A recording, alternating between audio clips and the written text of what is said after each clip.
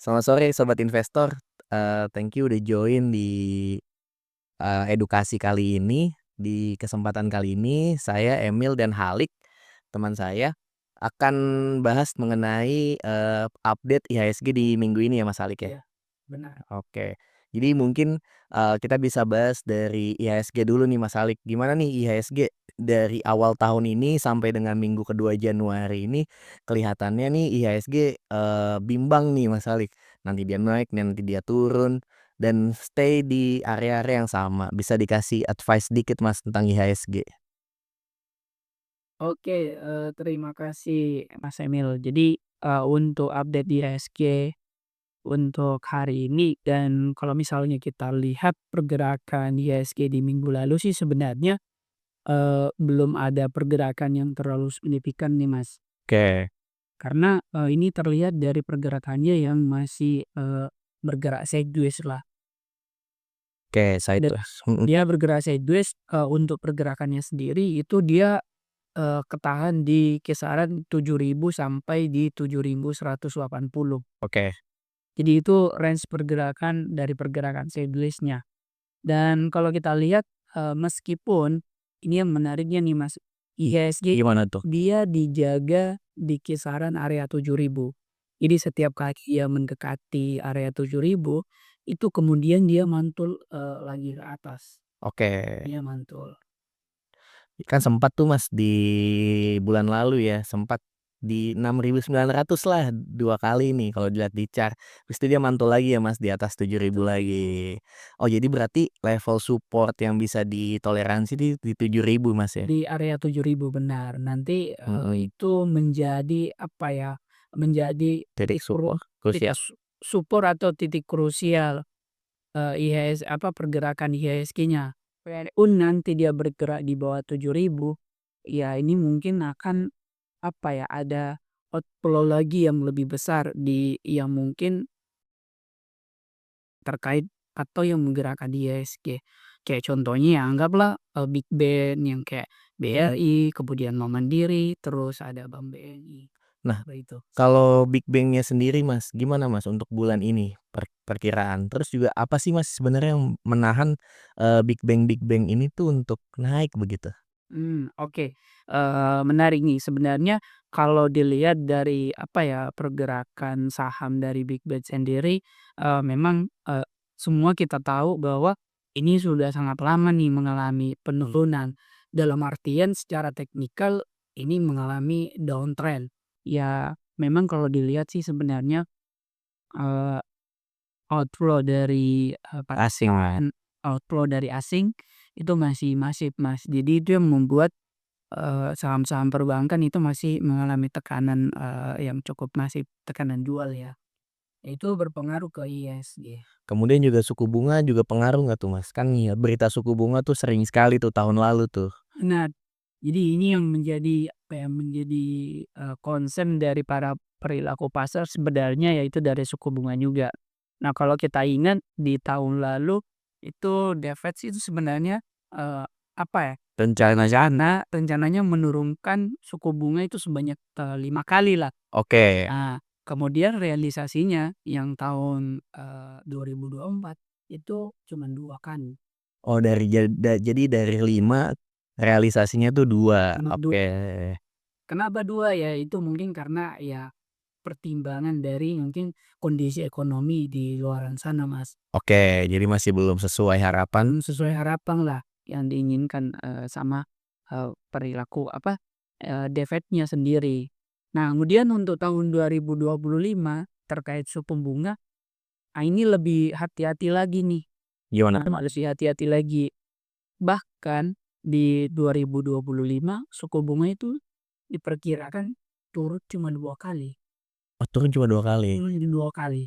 Apa tuh Mas faktornya Mas, Iya, yang mengiringi? yang pertama ini kan yang kalau dari artikel yang baca-baca ya mungkin, Bapak Ibu juga atau teman-teman baca juga bahwa kan Trump nih menang nih, eee, kemarin nih di Amerika Iya pemilu. pemilu. Nah, di mana ya itu yang mungkin akan membuat, apa ya, eee, Trump ini kan pro Amerika nih. Iya Akhirnya iya. dia menjadi Dia domestik, lebih ke domestik ya.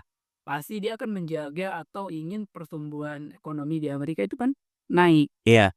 Nah, di mana kalau misalnya ekonomi Amerika itu artinya mengalami kenaikan, inflasi kan naik lagi. Oke. Kalau inflasi naik, suku bunga ini akan sulit untuk Untuk diturunkan. diturunkan, oke. Jadi bisa Ini membuat para pelaku pasar yang lebih memperkirakan suku bunga akan 2 kali saja diturunkan. oke, jadi di tahun ini pun perbankan prediksi, kenaikan harganya tuh tidak akan signifikan berarti Mas, atau gimana? Perbankan Indo nih? Kalau dari opini saya mungkin Mhm. akan seidli-seidli saja. Saya itu harga. Artinya tidak akan naik secara signifikan lah. Oke. Tapi masih bagus nggak sih Mas, kita simpan, perbankan kan ada orang yang perilakunya nih di perbankan ini untuk, invest ya Bapak Ibu. Nah kalau dari Mas sendiri gimana tuh kalau strateginya adalah invest untuk perbankannya? Nah, oke, terkait apakah menarik lagi untuk diinvestasikan dari saham perbankannya sendiri, ini balik lagi nih ke strategi investasi kita. Oke. Dalam artian kalau memang kita strateginya adalah, investasi jangka panjang, ini yang, sangat menarik nih buat Oke. kita masuk untuk saat ini. Karena harga saat ini, eee, valuasinya cukup menarik. Iya lebih rendah ya Mas, Artinya potensi dividen yang bisa nanti kita dapatkan bisa lebih tinggi? bisa lebih tinggi. Oh oke, itu kalau strategi investasi ya. Strategi investasi. Tapi kalau misalnya mau swing-swing Sumpah. on trading jangka pendek itu ya sepertinya kurang cocok lah. Karena harganya ya masih belum terlalu, bagus Oke. gitu. Nah, kan belakangan juga yang lagi ramai ya Mas ya di market adalah IPO-IPO nih, khususnya IPO-IPO jumbo dari konglo-konglo besar. Seperti tahun lalu, akhir tahun lalu Desember ya, itu ada ADI, Adaro. Kemudian di awal, tahun ini sempat ada Ratu. Nah, itu adalah, persnya dari Raja kan, anak usahanya dari saham Raja. Nah, terakhir belakangan juga ada, CBDK nih yang dipunya oleh, Pik2 atau PANI. Nah, kalau dari Mas sendiri IPO-IPO ini sebenarnya menarik nggak sih Mas? Atau, justru jadi alternatif banyak pelaku pasar yang melihat saham yang dianggapnya big bang nih, kayak perbankan gitu. Akhirnya bosan ngelihat pergerakannya, akhirnya, trading-lah di saham-saham IPO besar ini. Gimana Mas kalau untuk, IPO ini? Oke, jadi, memang belakangan ini lagi rame nih yang saham-saham IPO nih. Sampai ada orang, apa ya, kayak FOMO, "Oh, saya mau pesan IPO," berharap ya auto reject atas berhari-hari kan. Iya. Kayak misalnya kita dulu lihat, ADM apa, ADI. ADI. Nah, itu kan naik tuh. Terus ada yang terbaru nih, yang Ratu, Iya. ini kan naik terus nih. Mhm. Bahkan sampai hari ini Kayaknya masih yang bayar ini ya? masih sampai hari ini tuh masih mengalami kenaikan. Oke. Nah, terus nanti minggu depan ada lagi nih, ini anak usaha dari PANI yaitu CBD CBDK. yang akan melakukan IPO Oke. tanggal 13. Berarti Senin ya, Mas, ya? Senin, oke. Nah, itu, bisa dijelasin dulu nggak, Mas? Itu CBDK itu perusahaan apa? Prospeknya seperti apa? Dan nanti kira-kira nih bakal arah nggak sih, Mas? Minggu depan nih mungkin arah berhari-hari gitu, mungkin boleh di-spill dikit, Mas? Oke, jadi mungkin kita, dari sisi ininya dulu ya, CBDK itu perusahaan apa. Jadi CBDK itu kan sebenarnya perusahaan properti nih, Oke. kan dia anak usaha dari PANI. Mhm. Jadi dia lebih berfokus ke apa ya, Ini ya, Mas, ya, kalau nggak salah pusat bisnisnya, CBD istilahnya CBD ya, Central Business District, nah tuh. tapi yang jelas dia bergerak di properti. Betul, lahan properti. Nah, terkait, apakah sahamnya akan arah atau tidak, nah kalau dilihat dari yang sebelum-sebelumnya misalnya, yang IPO yang dari grup Konlo, nah ini ya ini nih, grup Konlo itu sahamnya auto reject Mas kalau di hari pertama Oh, oke, begitu. bahkan ada yang lebih dari 1 hari, Mas, ya? Bahkan ada yang lebih dari 1 hari bisa sampai 5 hari. mari. Ya mungkin ini kita asumsi aja ya. Kita disclaimer on ya. Ya benar, mungkin akan auto reject lagi. Oke, ya ya, mungkin. Karena juga kalau kita cek-cek ya Mas ya, dari teman-teman yang beli nih saham-saham CBDK, itu banyak banget yang dapat penjatah itu sedikit banget. Cuma satu 2 lot Mmm, aja sih bahkan ya. bahkan ada yang nggak dapat ya? Bahkan mungkin ada yang nggak dapat juga mungkin sedikit lah. Jadi biasanya kan kalau misalnya IPO-IPO yang lotnya sedikit nih di penjatahan, biasanya hari pertamanya itu bisa arah Mas, umumnya sih. Belakangan seringnya kayak gitu. Iya, memang sih dulu juga saya waktu sering tesaran saham IPO, itu kalau sedikit porsi yang kita dikasih biasanya auto reject ke atas. Tapi kalau misalnya Mas, kita pesan nih, Oke, pesan sekian dapat full nih 100%, nah itu biasa diguyur tuh. biasanya biasanya itu turun. Turun harganya, iya. Oke. Seperti itu. Jadi, ini mungkin dari teman-teman juga kalau mau yang suka apa ya, hunting-hunting. IPO, yes yes. Nah ini kalau saya ini ada satu tips nih, Oh gimana itu? bisa nih. Oke. Nah kan di apa, di IPO itu kan biasa ada banyak tuh yang mau saham-saham yang mau IPO. Ya betul. Sebagai bisnis lah. Iya betul. Kalau misalnya ada 3 nih saham yang baru mau IPO. Nah ketiga-tiganya itu kita pesan. Oh rata tuh satu satu satu. Ini ambil contoh aja ya, misalnya kita punya uang nih 50 juta. Oke ya. Jadi, ada 5 yang IPO oh, kita pasang 10 10 10. masukan 10 10 semua nih. Oke. Nanti dari situ kita akan dapat berapa nih?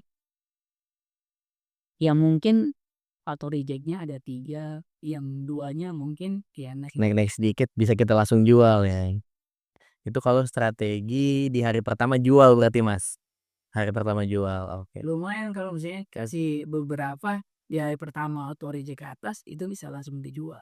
Oke, jadi bisa kita sebar di beberapa IPO Mas ya, karena ujung-ujungnya pun kalau kita pesan banyak belum tentu dapat yang banyak sih Mas sebenarnya. Iya betul. Jadi baiknya kita sebar di beberapa IPO, khususnya IPO-IPO yang sekiranya ada potensi untuk hari pertamanya itu naik ya Mas. Iya Dan jangan terlalu menyentuh yang akselerasi ya Mas ya khususnya ya, iya bener. biasanya agak kurang baik.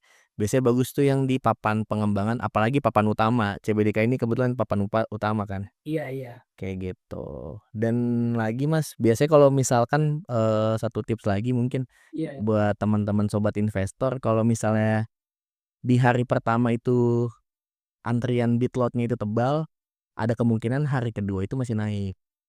Nah, kalau misalkan antrian bid-nya udah mulai tipis, itu langsung dijual aja biasanya karena sudah ada yang buang barang ya biasanya, kayak gitu. Jadi kayak kita ngikut yang besar aja. Iya, Kalau besarnya masih nahan, kita tahan, barang tapi kalau besarnya masih apa, sudah jual. jual ya kita ikut jualan, betul. Di minggu-minggu ini kan Mas, di minggu kedua Januari nih, saham-saham yang lagi trending kan salah satunya tuh, Barito Group ya Mas, punya Pak Prajogo nih, saham-saham Pak PP ini lumayan, tahun lalu lumayan kencang juga tuh lari-larinya. Nah, di minggu ini kelihatannya udah mulai ada kenaikan, bahkan dari, akhir tahun lalu sih, udah mulai ada kasih naik lagi nih sahamnya. Nah, kalau untuk minggu depan Mas, masih ada potensi nggak Mas untuk saham-saham PAPP ini naik? Kayak contohnya ada Brand, ada juga BRPT, Cuan, kayak gitu. Ada juga ada PTRO juga Mas, bisa coba cek nggak Mas kita teknikalnya nih? Oke, jadi, kalau dari saham-saham, Pak PP sendiri memang dalam sejak, minggu lalu akhir-akhir tahun 2024 24 iya. itu sahamnya sudah mulai mengalami kenaikan tuh, untuk brand-nya sendiri. Nah, sampai di minggu ini pun, masih terus naik dan minggu lalu itu dia sudah menyentuh area gap-nya dia di bawah di kisaran 10 ribuan, 10.625 sampai 10.300-an lah. Oke Di 10.300 sampai 10.600-an Mas. Dia sudah apa, tertutup area gap-nya oke. dan hari ini dia mengalami kenaikan kembali nanti untuk support terdekatnya sih sebenarnya, untuk brand itu di 10.060. 10.060, Iya, oke. 10.000 di kisaran 10.000, sorry, di 10.170-an Mas, untuk support terdekatnya. Oke. Nanti kita akan lihat nih, mungkin minggu depan atau iya minggu depan, kalau dia bisa bermain di atas, 10.600 berapa nih, 10.650, maka ini indikasinya akan melanjutkan kenaikan. Ini yang target terdekat itu di kisaran 12.000 Mas. Oke, 12.000. Jadi ada potensi sih untuk mengalami kenaikan untuk dari brand-nya.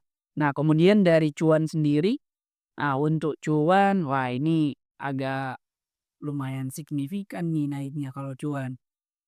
Kemarin sempat turun tuh intraday-nya, heeh. Benar. Nah, kalau dilihat sih sebenarnya ini sudah mencapai titik tertinggi dari Tapi masih ada nih tinggi sebelumnya. oh, oke, yang Namanya nemuin tuh di ya, 13 13.750. Bener ya? 13.650 kayaknya. 13, Iya, iya ya, sekitar 13.700-an lah. ya 13.750. Dan di minggu lalu itu harga sudah sempat mendekati harga tertingginya. Kemudian dia koreksi dan hari ini dia mulai naik lagi nih, Mas. Oke. Nah, kalau ini, bisa ketembus 10.750, maka ini potensinya akan bisa lanjut naik. Oke, wah, iya, iya. Dan kalau ini bisa lewat, ya mungkin 15.000 sampai 15.500. Oke, itu tuh potensi Potensi upside, berarti masih masih tinggi banget ya, Mas, ya? tinggi. Tapi memang kalau dilihat, pergerakan sekarang, itu memang resikonya cukup besar.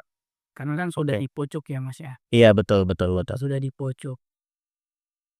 Kalau untuk support di bawahnya, yang mungkin perlu dijaga adalah di 12.500.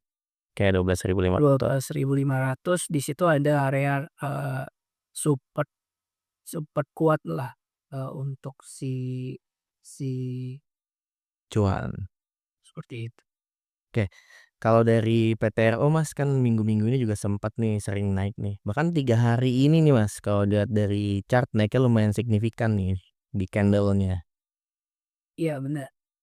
Kalau PTRO ini kan habis stock split ya. Iya, iya. Ini Sebelumnya harganya lumayan mahal tuh. ya lumayan mahal habis stock split, kemudian ini sudah melewati dari harga stock splitnya dia.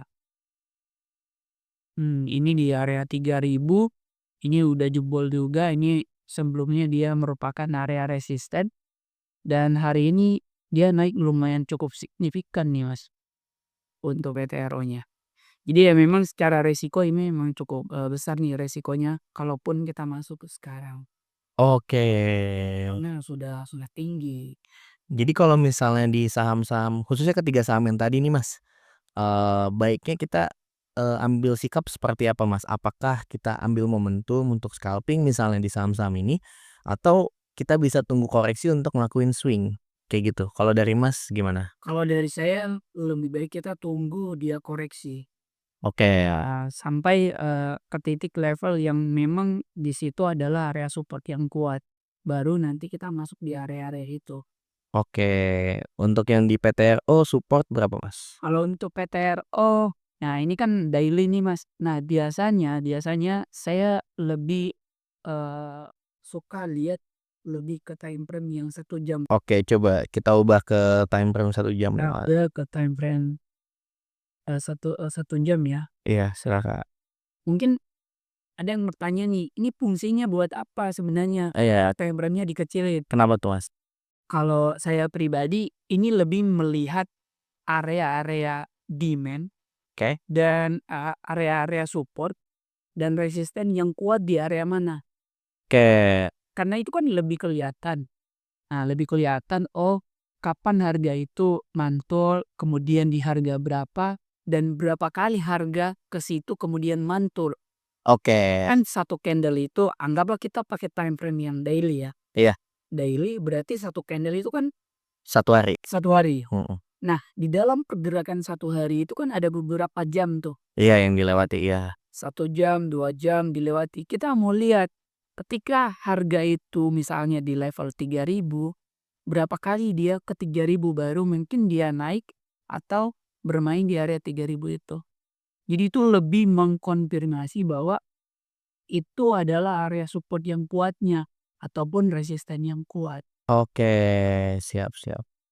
Seperti itu. Jadi kalau PTRO ini misalnya PTRO, Di mana itu, Mas? support terdekatnya itu di kisaran 3.250 Mas. 3.250. Oke oke. Nah, iya kan 3.250 itu bisa menjadi support terdekat untuk PTRO. Oke Nah, kemudian untuk resistennya kita ngambil yang tertinggi Mas, di 3.390. Nah, oke. kalaupun misalnya, dia lewat resistennya, nah kita bisa buy on breakout. Oke, jadi kita kejar pas dia break resisten Iya, tertingginya. bener, dia break resisten dan ini cukup kuat nih karena volume di resisten yang harga tertinggi ini 3.130 ini lumayan besar volumenya di situ, Oke. itu untuk PTL. Jadi meski baiknya kalau untuk swing kita tunggu harga koreksi di support masing-masing ya Mas, untuk Brent, cuan, dan juga PTRO-nya ya Mas ya? Oke. Nah, biasanya tuh saham-saham ini Mas, kalau menurut Mas nih, dia tuh kenapa sih Mas bisa naik gitu? Maksudnya apa sih, faktornya? Karena dari sisi sentimen pun, dari pemberitaan maksudnya, itu kan nggak banyak pemberitaan tentang saham-saham ini gitu Mas. Nah itu kenapa tuh Mas bisa naik lumayan signifikan bahkan dari akhir tahun lalu gitu?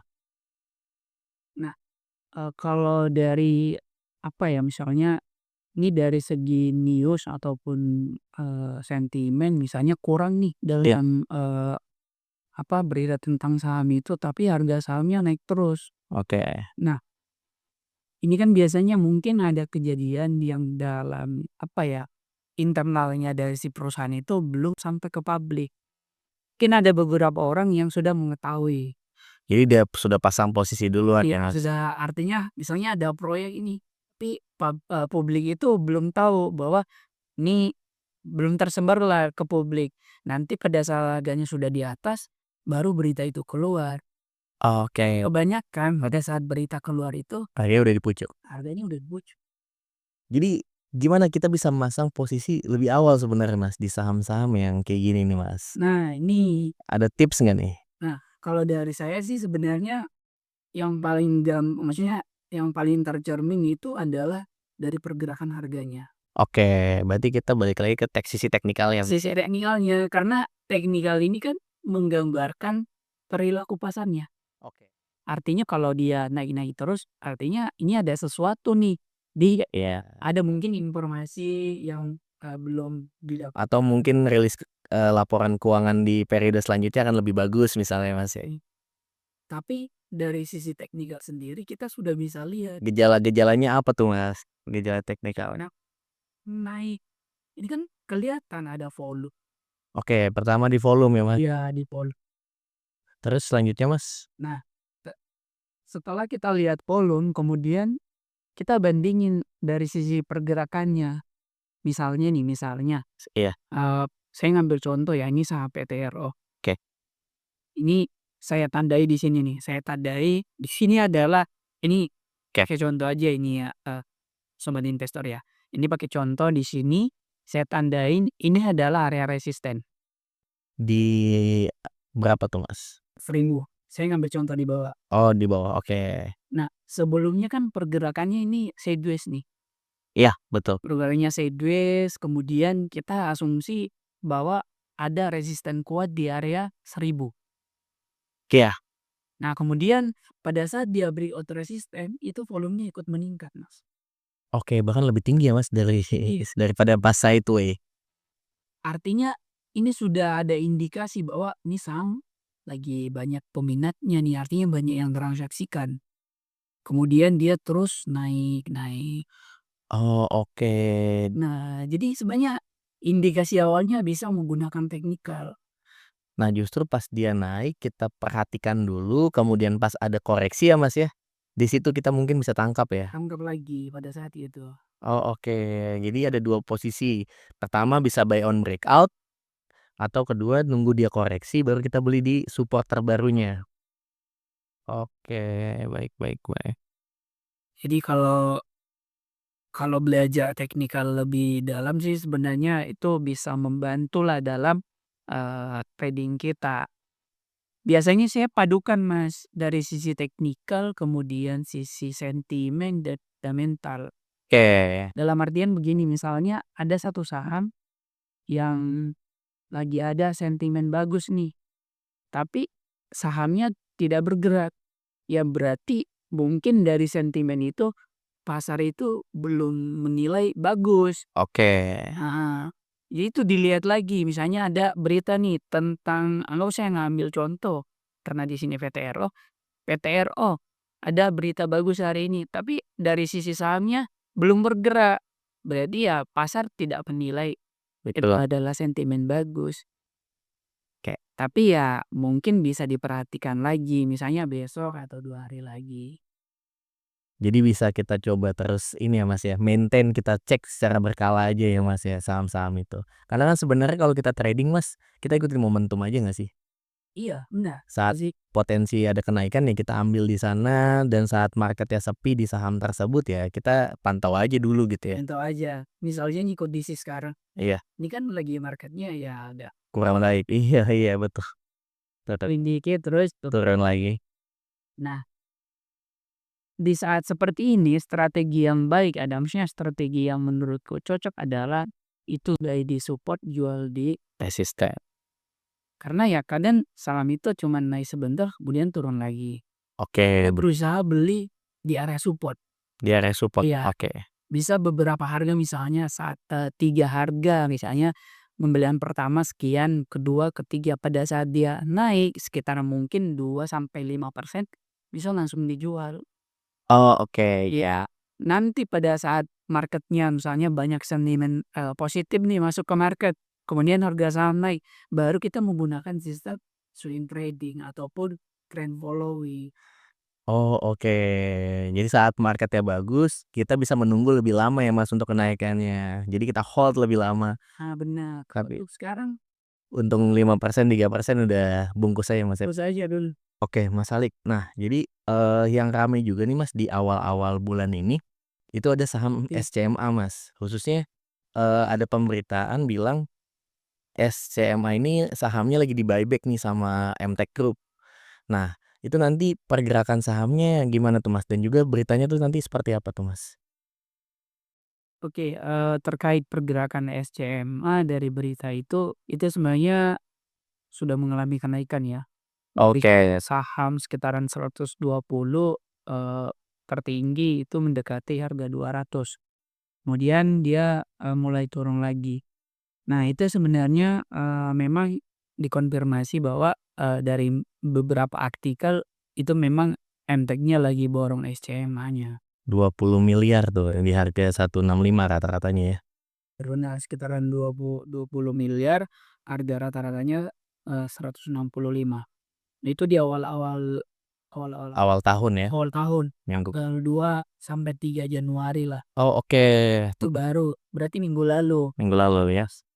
Jadi itu yang membuat, harganya SCMA mengalami kenaikan juga. Kemudian ada sentimen juga nih Mas, bahwa Oke. anak usaha dari SCMA yaitu Video.com itu akan IPO rencananya. Tapi saat ini masih dalam proses penjajakan Mas. Jadi, beritanya seperti itu, Masih wacana ya? wacana Oke. makanya di-IPO-kan, untuk, eee eee, Video.com-nya. Nah, dari, Video.com sendiri kenapa, eee, kalaupun nanti ini IPO ini bisa apa ya, menguntungkan lah buat si SCMA-nya. Nah, dari artikel, yang ada, menyampaikan bahwa valuasinya itu artinya market cap-nya ya Mas ya, bisa mencapai 14 triliun, bahkan itu mengalahkan daripada SCMA-nya. Heeh, mengalahkan SCMA-nya saat ini, kapitalisasi pasar SCMA itu sekitaran 10 triliun untuk Oke, saat ini. Nah, jadi ya mungkin itu akan menjadi sentimen positif lah buat SCMA-nya. Ke depan mungkin akan ada indikasi mengalami kenaikan lagi, Mas. Oke. oke. Tapi untuk sekarang gimana Mas teknikalnya nih Mas? Nah, kalau teknikalnya sendiri, memang saat ini, pergerakannya lagi sideways, dia bermain eee, di kisaran support. Di sini ada supportnya di atas 150. Entar ini. Nah, untuk supportnya sendiri 150 sampai di kisaran 155. Itu menjadi support kuat untuk SCMA. Nah, di mana sebelumnya ini sempat naik seperti yang tadi saya katakan di awal itu sempat mendekati angka 200. Kemudian dia turun, dia ketahan di support di 150. Oke. Nah, ini menarik nih buat untuk diperhatikan. Dan untuk resisten terdekatnya itu kita bisa perhatikan di 170-an. 170. 170-an. Jadi, ini trennya dalam tren yang naik, Mas, setelah keluar dari fase fase seduce-nya dia. Jadi memang 150 ini menjadi, support kuat lah, heeh, karena kalau kita tarik ke belakang itu resisten sebelumnya. Oke. Artinya kalau resisten lewat, kemudian, itu menjadi support-nya, support terbaru lah, Oke. untuk SCMA-nya. Nah, berita selanjutnya Mas, itu dari Bukalapak nih Mas, yang dikabarkan nih udah tutup lapak sih ceritanya. Tutup lapak. Jadi pemberitaannya adalah, Bukalapak ini bisnis e-commerce-nya dia akan tutup, dia akan fokus untuk saat ini di bisnis, apa istilahnya ya, perdagangan-perdagangan itu yang jadi jual pulsa, produk digital ya, jual pulsa, token listrik, dan pembayaran-pembayaran, digital seperti itu. Nah, itu, kenapa Mas itu bisa terjadi, satu hal dan juga, gimana nanti prospek, Bukalapak nih, ke depannya, kayak gitu sih Mas. Dan dampaknya nih nanti di, pergerakan harga saham ini Bukalapak ini. Oke, ini cukup menarik juga nih tanya. Di Bukalapak tutup Tutup lapak, tuh oh e-commerce-nya. oh my God. Jadi ini memang, dalam beberapa, dari minggu lalu ya, hari ini, Minggu-minggu ini? Minggu-minggu ini? minggu-minggu ini beritanya ini agak menarik untuk kita bahas bahwa Bukalapak ini, menyampaikan akan menghentikan produk fisiknya di Oke. marketplace. Jadi dia itu efektif nanti di 9 Februari, Mas. Oh 9 Februari, oke. Februari dia sudah tidak, apa ya, menghentikan layanan produk fisik lah, e-commerce-nya lah, dia beralih ke produk digital, kayak penjualan Pulsa, token, listrik, dan lain-lain. Nah, kalau kita lihat lagi, Bukalapak ini IPO kemarin itu kan sebenarnya, rencana penggunaan dana IPO-nya kan dari dana yang terkumpul itu sekitar 33% untuk modal kerja entitas anak, kemudian 33%-nya modal kerja untuk Bukalapaknya, kemudian 34% untuk pertumbuhan usahanya. Setelah ini berjalan dan kita lihat baca beberapa berita, tapi malah dana IPO-nya ini dimasukin ke obligasi. Iya, Obligasi, kemudian ada deposito juga. jadi manajer investasi daripada e-commerce ya, Mas? Iya, dari sekitar 19 triliun ya, kemarin sekitaran 21 triliun. Oke. Apa ya, dana yang berhasil dihimpun di IPO. Itu salah satu IPO besar juga Mas di Indonesia sepanjang sejarah ya? Iya, benar ya. Itu 21 triliun dana yang, terkumpul di pada saat IPO, yang tersisa saat ini adalah, 9,82 triliun. Nah itu tadi yang 11 triliunnya dimasukin ke 3 produk itu. Oke. Ketiga produk itu yaitu obligasi, deposito, kemudian giro. Jadi ya kayak Bukalapak ini berubah jadi Jadi dan oh dana. Makanya ya mungkin itu yang membuat dia tutup produk digital apa, produk Pada e-commerce ya, fisiknya, fisik. oke. Seperti itu Mas, untuk Bukalapaknya. Jadi, eee, ya sangat disayangkan sih dari dana segede itu ya, tapi tidak digunakan Tidak buat digunakan. pengembangan usahanya, malah dimasukin ke obligasi ya. Kalau untuk teknikalnya Mas, untuk Bukalapak itu gimana nih Mas? Masih ada harapan nggak nih Mas untuk ya kita swing-swing trading sedikit lah? Oke. Kalau dari sisi teknikal Bukalapak sendiri, dalam jangka pendek ini sebenarnya masih terlihat sideways ya. Oke, saya Sideways, kemudian ini lumayan lama nih sideways-nya dari bulan April 2002 2024, April sampai sekarang nih masih sideways. Di Oktober itu sempat naik di kisaran 150, oke. di 150 kemudian dia, mengalami penurunan lagi dan kembali sideways. Nah untuk saat ini sih sebenarnya, eee, bagus untuk kita artinya memanfaatkan dari naik dan turunnya nih, karena posisi saat ini tuh mendekati area support. Jadi kita bisa buy di kisaran 115 sampai harga saat ini yaitu 117. Oke, Tapi kita jual di kisaran 130-an. oke 130-an ya. Iya 130-an. Jadi, di sini nih saya buatkan, support-nya nih di area sini nih, buat investor atau teman-teman. Itu adalah area support, kemudian ini adalah area resisten. Jadi nanti kita buy-nya di kisaran sini. Buy di kisaran sini, nanti harapannya bisa jual mendekati di area 130. Oke, itu untuk, Bukalapak Mas ya. Nah kemudian Mas untuk ya mungkin kita, bahas juga untuk saham kompetitor Bukalapak itu Gotoh. Nah Gotoh ini kan juga udah banyak, ini ya Pak Mas, tahun lalu tuh corporate action-nya mulai dari dibeli sama TikTok, e-commerce Tokopedia-nya, kemudian juga, banyak mengalami perombakan khususnya terkait jajaran-jajaran, direksinya. Nah, untuk pergerakan sahamnya gimana tuh Mas? Kan, dari kuartal 3 kalau nggak salah itu dia dia udah mulai mengalami kenaikan lah. Sampai dengan saat ini sudah mencapai harga 80. Untuk saat ini, teknikalnya seperti apa Mas untuk Goto ini? Baik, dari sisi teknikalnya sendiri Gotoh ini, sempat apa ya, minggu lalu itu sempat mengalami kenaikan nih, sempat mengalami kenaikan dari segi tren sendiri itu, dalam posisi yang uptrend, dan saat ini harganya, berada di area resisten. Oke, Itu di 80 sampai di 81.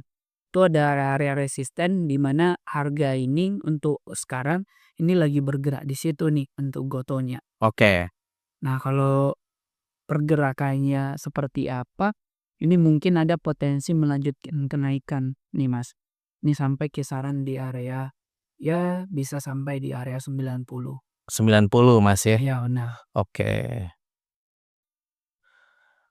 Nah Mas, mungkin itu untuk berita-berita minggu ini, mungkin untuk di minggu depan Mas prediksi IHSG seperti apa Mas? Masih sideway atau justru akan breakout nih Mas dari level 7.000 sampai 7.100-nya? Nah, oke, untuk IHSG minggu depan sih sebenarnya, kalau dilihat, situasi saat ini ataupun sentimen yang ada di pasar itu masih minim, jadi ya mungkin masih akan sideways. Oke. Masih akan sideways, kecuali misalnya ada berita yang baru atau yang signifikan, yang mungkin IHSG bisa melanjutkan kenaikan. Kalau dari sekarang sih sebenarnya Masih sideway ya? masih sideways untuk sekarang. Oh, kalau untuk minggu depan Mas, ada nggak saham-saham yang mungkin bisa di-watchlist nih, dipantau-pantau nih, yang kali aja bisa ngehasilin cuan nih buat di minggu depan? Nah, kalau untuk minggu depan, ini tampaknya hari ini saya lihat ada pergerakan saham dari grup Bakri, kayak Oke, kayak Bumi, kemudian Bumi dulu mungkin Mas, coba kita bahas Bumi nih teknikal ya. rekomendasinya gimana nih, Mas? Disclaimer on ya Bapak, sobat investor sekalian. Iya benar, nah ini boleh nih diperhatikan untuk saham dari grup Bakri nih. Yang pertama Bumi. Bumi hari ini, mengalami kenaikan dan saat ini dia ketahan di area, resisten di kisaran kisaran 125 nih, Mas. Nah, yang bisa menjadi perhatian kita adalah kalau 125-nya ini bisa jebol, nah ini bisa nih buat aksi untuk buy. Jadi buy on breakout ya, Breakout. di atas 120. Tahu Bapak Ibu atau teman-teman bisa nunggu pada saat dia mengalami koreksi. Mungkin kalau dia koreksi ambil di kisaran harga 120-an, Mas.